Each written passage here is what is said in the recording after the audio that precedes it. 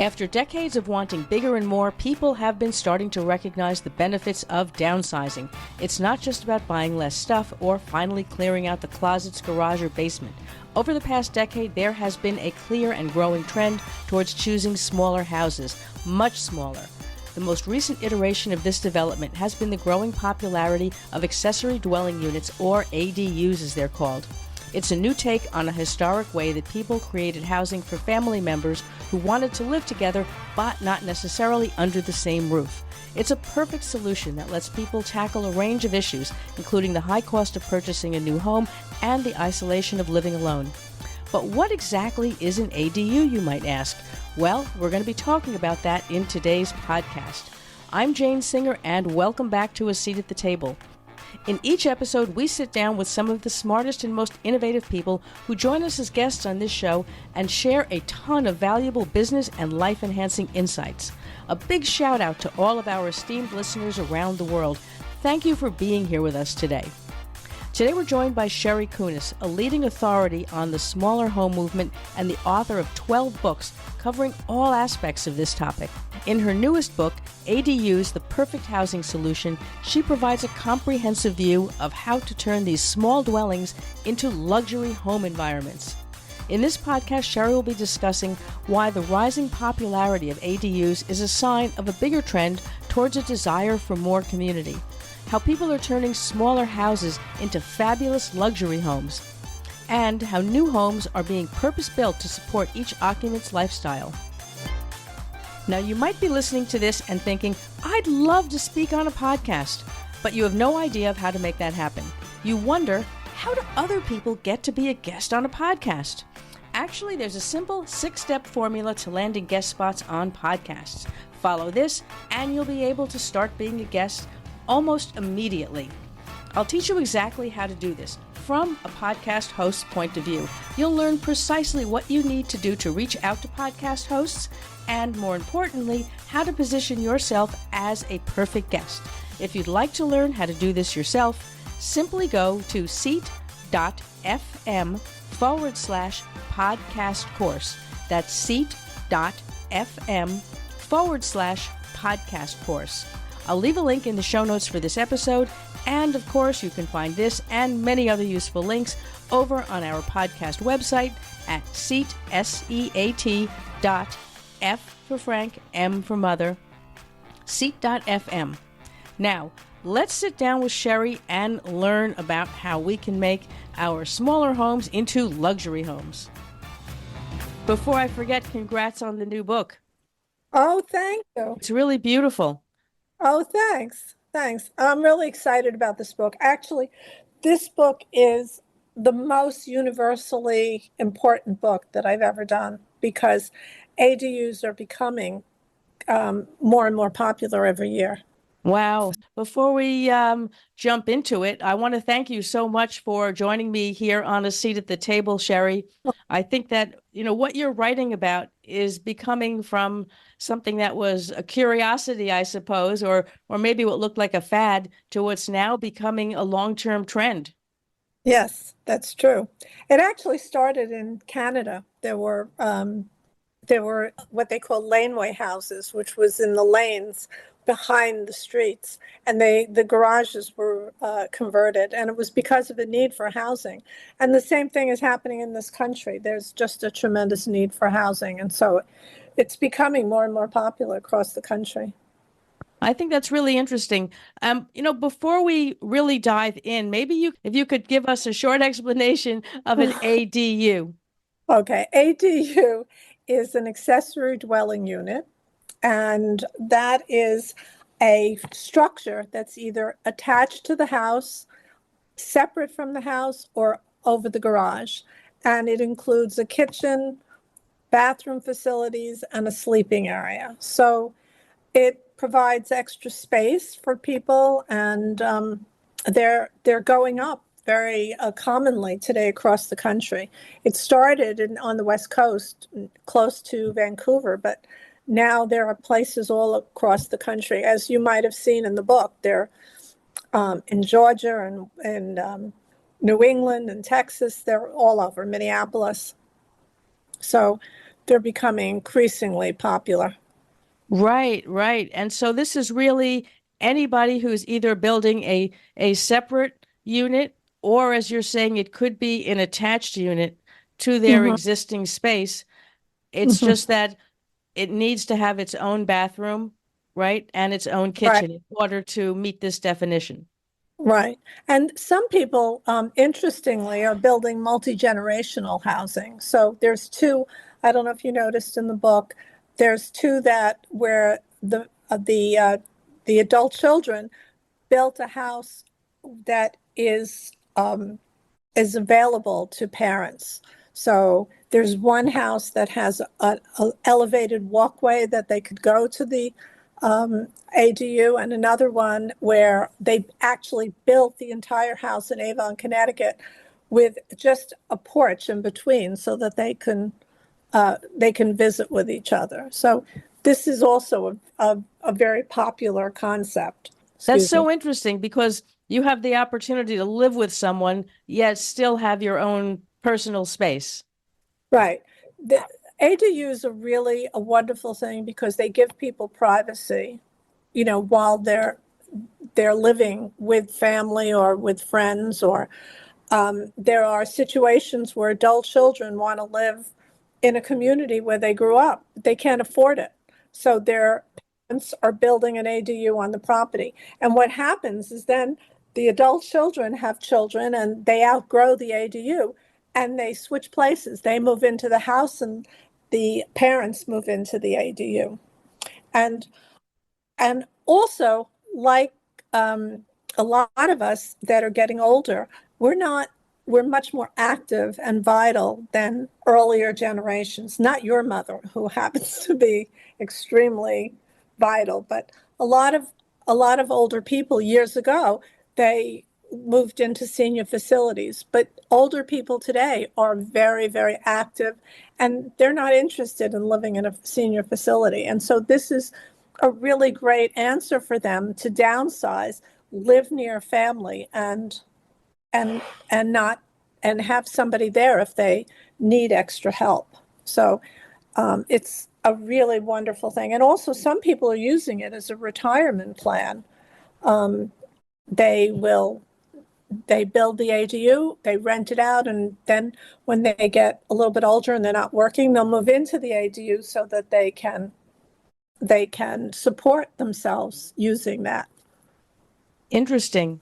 Now, do you Yeah. think, carrying on from what you're talking about with having an ADU being used for a family member, do you think that this is an overall a broader shift in terms of people wanting to live more with family and with community? Because we had seen, a decades long migration away from that. Do you Mhm. think that that's something that we're seeing a return of? Yeah, I think there is a return on that. And I also think part of that is because of the lack of housing and Right. the cost of housing. A lot of millennials, years ago, they would buy a house. My parents bought a house for $17,000 when I was a kid. Today, a lot of the millennials can't afford to buy a house. They have huge school loans. They have, they get married later. They just can't afford it. And so this is a great solution for them. And there is a tremendous housing shortage. And for seniors that want to downsize, a lot of them can't afford to downsize because if they sell their house, the house that they're going to move into might be even more expensive, even though it's smaller. So the ADU is a great solution for them. The other thing that I think is an important issue is that because of the housing shortage, a lot of municipalities are building multiplexes, Mm. and they just really change the look of the neighborhood. And if you have an ADU, it's behind the house, so you really don't even see it. So it really maintains the look of the community without building these huge multiplexes. So I think that that's a really great thing as well. Yeah, I think that's an interesting point. Yeah, certainly there has been a lot of conversation around the multiplexes that are going in and the impact on the community, both positively and negatively. So it's interesting that this alternative housing opportunity is starting to really take roots. And the other thing is that some people just want the privacy of a private house as opposed to living in an apartment. And Right. so if people have children, there's outdoor space for them to play. And then there's a lot of people that work during the evening and they sleep during the day. And if you live in an apartment house, there could be a lot of noise, from neighbors. And if you live in an ADU, you have quiet, you have privacy, and which is really a great thing. We're going to take a quick break now, and then we'll be right back. We were hiring when we were making 50 to 100K monthly losses. And why? Welcome to episode 1. I can't think of a single founder who's been around for a decent amount of time in business who hasn't had their tunnel of year. This was that year. We're going to be okay, yeah, Sheree. Some are going to hear this and think, you TDP. But hear me out. You only have to do the math to understand that very soon we were $500,000 down. Yes, absolutely. Now, you've been writing about tiny homes for well over a decade, maybe closer to 2. I mean, correct me if I'm wrong. It's just, you really have been very prolific in terms of writing on this field and having written so many great books. I mean, interesting, packed with information, and absolutely beautifully presented. And I mean, having had so much experience in the field, what have you seen are some of the biggest shifts or changes within that genre or sector? Okay, so I just want to clarify that tiny houses are mobile homes. They're Oh, are they not, really? Okay. they're not, when you say tiny homes, it usually refers to a mobile home, which is not code compliant. They have composting toilets, and a lot of places don't want them in the area. So I don't know all that much about it. I know there's a great craze on that. I think they're great for people that are moving around and, their jobs take them to different places.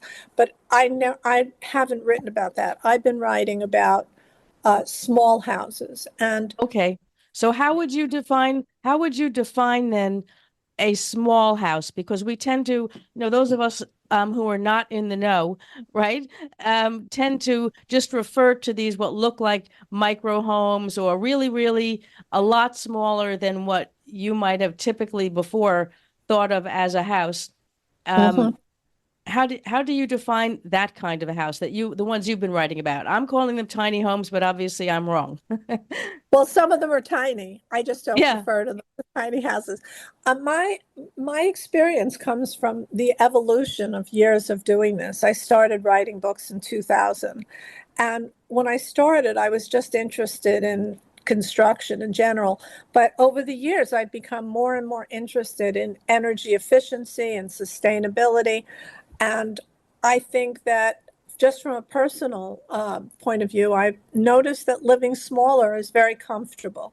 And because of the way the population is and the shortage of housing, my writing has definitely evolved towards first less energy, for the home, and also smaller. And smaller there's a large a range of small houses. When I started doing small houses, I said it can't be more than 2,000 square feet. But some of the houses that I've covered are 350 or 450 square feet. So they're very small.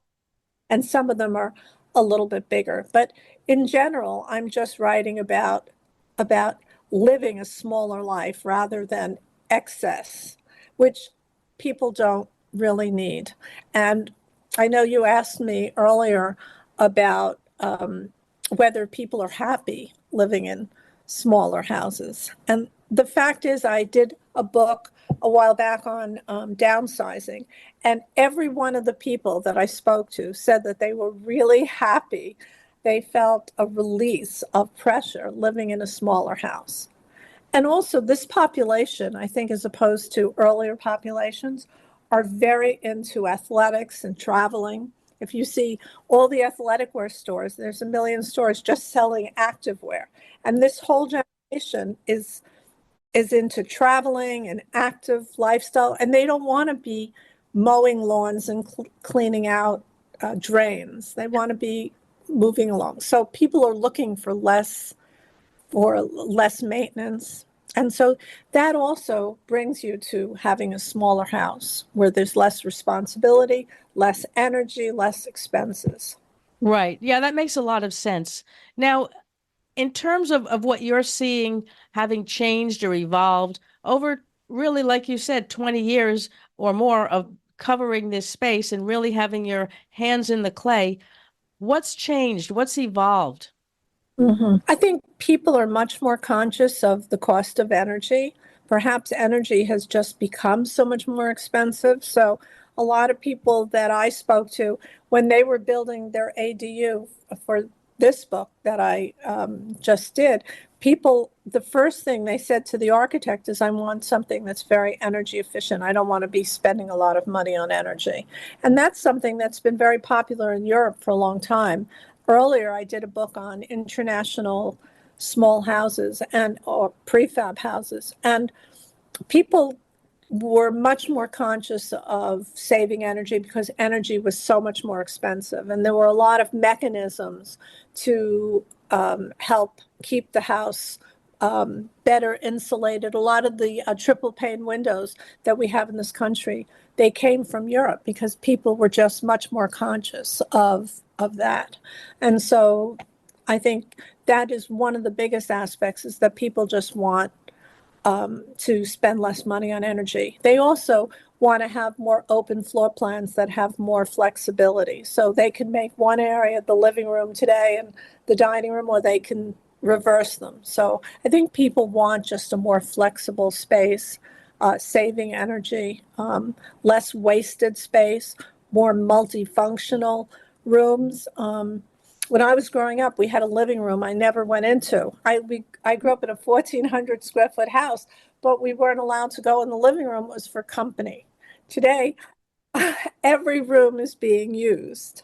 And Frank Lloyd Wright, years ago, used to design his houses with small bedrooms and bigger social areas so that people would gather in the wider spaces. And I think that's becoming more popular in this country. People are making their bedrooms smaller, and especially families, they want the family to be together in, one area. So Right. Yeah. It's interesting to see how that's evolved because, like you say, we had seen, everybody wanting to have their own place, being very spread out. And now we're seeing, in a sense, people are starting to come together again, which is, a really interesting cyclical change, you might say. And I think it's interesting that you touched on Frank Lloyd Wright because he brought so many very innovative but yet very practical architectural concepts that when you look at had aesthetic appeal, but also, like you say, had functional practicality in there, which I think it's interesting if, as you're referring to, there is a movement in architecture to start considering that as well as just simply before, where everybody just wanted to build as big as possible, right? As many rooms as that's true. possible. That's true. And a lot of people are working at home now. So Right, yes. there's also a lot of consideration for working areas in the house and also outdoor space. Even if there's a small ADU, people wanted to have an outdoor space. And so they created small spaces so that they could be outside, which is one of the advantages to having an ADU as opposed to living in an apartment.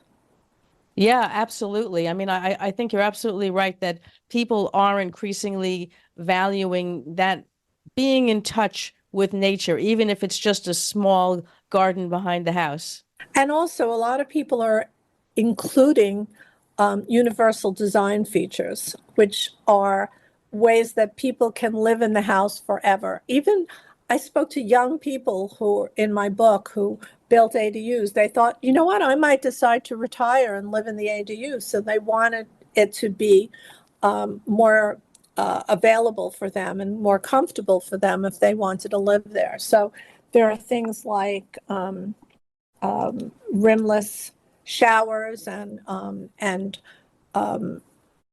wider doorways, and just things that will make it easier for them to live there when they get older. And also, a lot of people built these with the idea that my parents said they're not going to live here now, but maybe they'll change their mind and they'll decide they want to live with us. And so one house that I have in this book has, they built a ADU over the garage, and they put an elevator in the garage going up to the apartment so that their parents could possibly live there and could get up to the unit without the steps. Wow, that's really wonderful. It's interesting, right? How people are looking at this and taking a very creative approach. Yep. Yeah. It was really fascinating when I was working on this last book, ADUs, the perfect housing solution.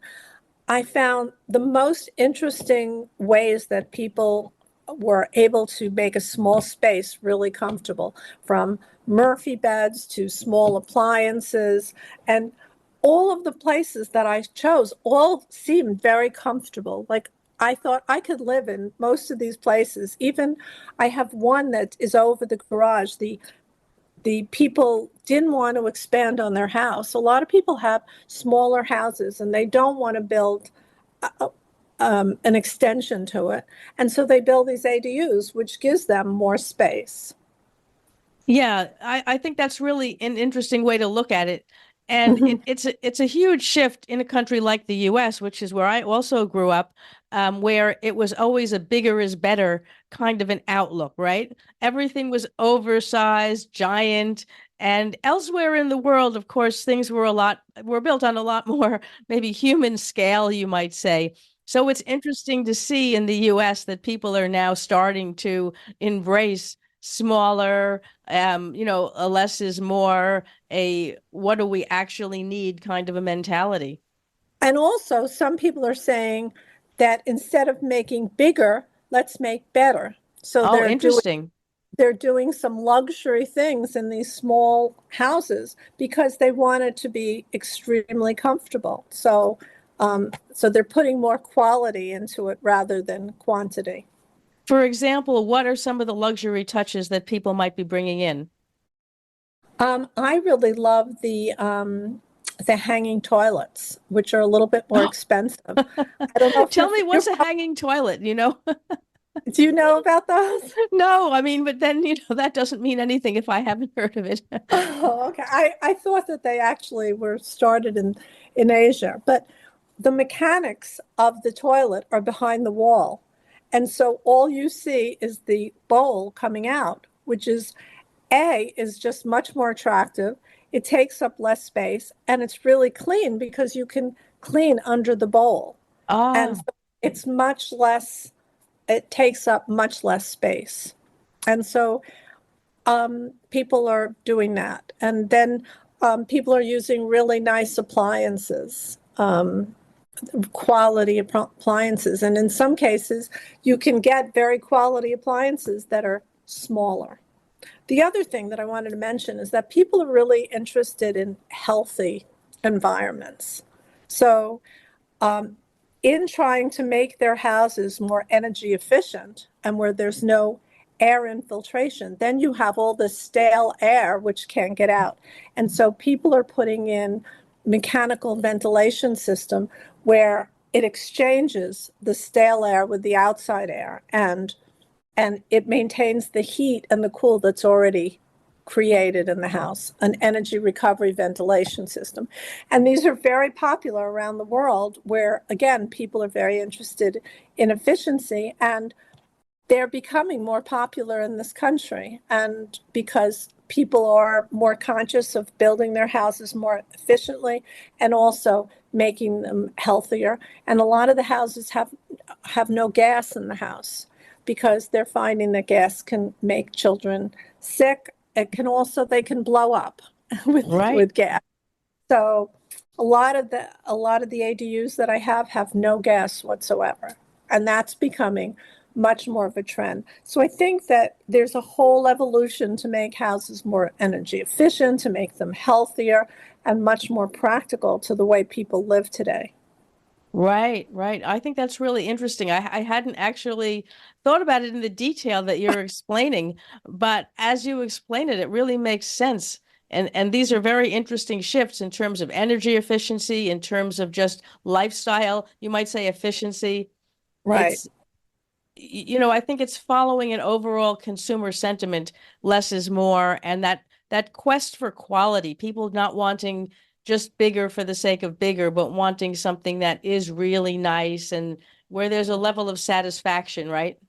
Absolutely. And all of the houses that I've included, I looked at about 200 or 300 houses before I selected ADUs for this book. And Wow. they're, well, I wanted to make sure that they were efficient and that they were beautiful and they were well done. And all of these are so inspirational. As a matter of fact, I have several friends who say, "Oh, I never knew that this existed," and now they're saying, can I build one over my garage or in my backyard? I think when people find out about this, everybody wants one. And it's really interesting. I've been going out for years to speak at libraries, and it was several of my books, as you know, focused on prefabricated construction. And so I would go there with trying to promote my book in prefab construction. And I always, for the last, I think, 4 books, I had an ADU in the book. And all anybody wanted to talk about was ADUs. Really? Everybody was really interested in them. So I think it's something that it's kind of a win-win situation because people have the land, they can get extra income, they can provide housing for family or whatever they want to use it for, and it's just there. So one of the most expensive things when you're building a house is the property, and here the property is essentially free. Right, right. That's a very good point.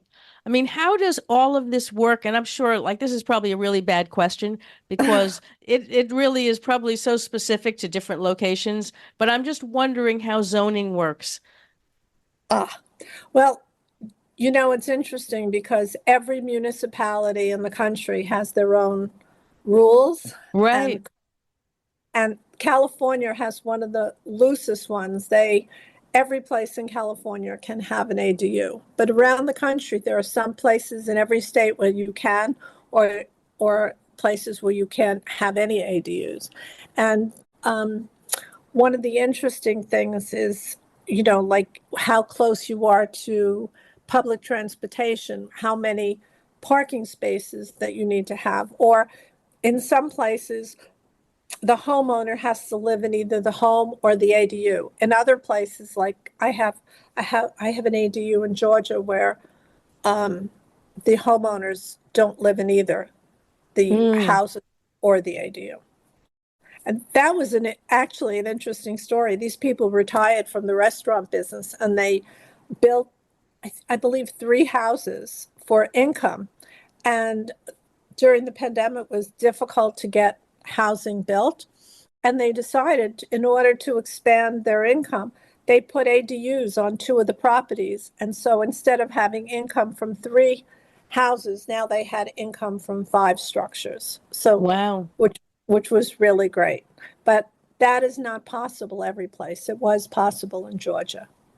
Right, right. Because you can see how if this is being done here and there, it's Mm-hmm. probably doesn't really matter. But if this became very widespread, you could potentially really, I don't want to say double or triple or whatever, the impact you have on all the different systems that were supporting one house, but that are now supporting Mm-hmm. multiple, right? You're really condensing a lot more people and people's living into Mm-hmm. into a certain space. So, I mean, I Right. know that's city planning and that's an entirely different topic, but it'll be interesting to see how it evolves because you're Yeah. right. People definitely are a little more, let's say, struggling to be able to afford a house nowadays. People definitely are looking to downsize from what they had. So there's so many Mm-hmm. shifts going on where these ADUs really make a lot of sense. Mm-hmm. And the population is shifting in terms of people are living longer and as I said earlier, a lot of people don't want to move into senior facilities. They don't see themselves as seniors. Right. And millennials, I mean, I have two children who are young in their 30s and they can't afford a house. And so Right. a lot of young people just can't. And hopefully, this is really a great solution for older, younger people, and just in terms of making an area more dense without having a lot of apartment buildings and multiplexes. Right. Yeah, I can definitely see how this really could be a very interesting evolution in the way people live and how they come together more as families and as communities. Just overall, in researching this book, was there anything that you found particularly interesting when you've been researching ADUs, right? Mhm. What is there anything that really sort of struck you as you were working on this? I actually loved working on this book. This was the most interesting of the books. This was my 12th book, but Wow. Congratulations. which I can't believe it.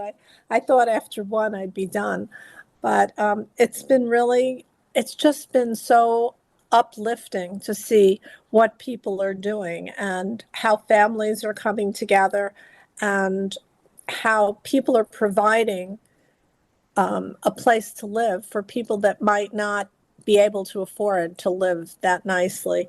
And I think it's just been such a pleasure for me to see how small spaces have been used so beautifully and comfortably. I watch HGTV sometimes and I see people complain, oh, the bedroom is too small. But people don't need all that much space in a bedroom or even, in general in a house. And people are very happy in these small spaces. And it's just been really fun for me to see how comfortable and beautiful small spaces can be, and the way that people made these houses comfortable. And you would not think that they were as small as they are. Yeah, I think that's really interesting. That's a whole topic in and of itself, is the creative use of space that's evolving, right, from the movement to use smaller spaces when you have to think about it, right, more carefully than if you have a massive space and it doesn't really matter.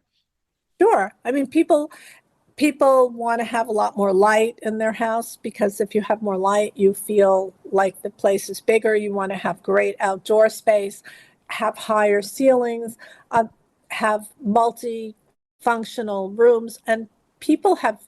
It's just awe-inspiring to see what people have done to make these small spaces so comfortable.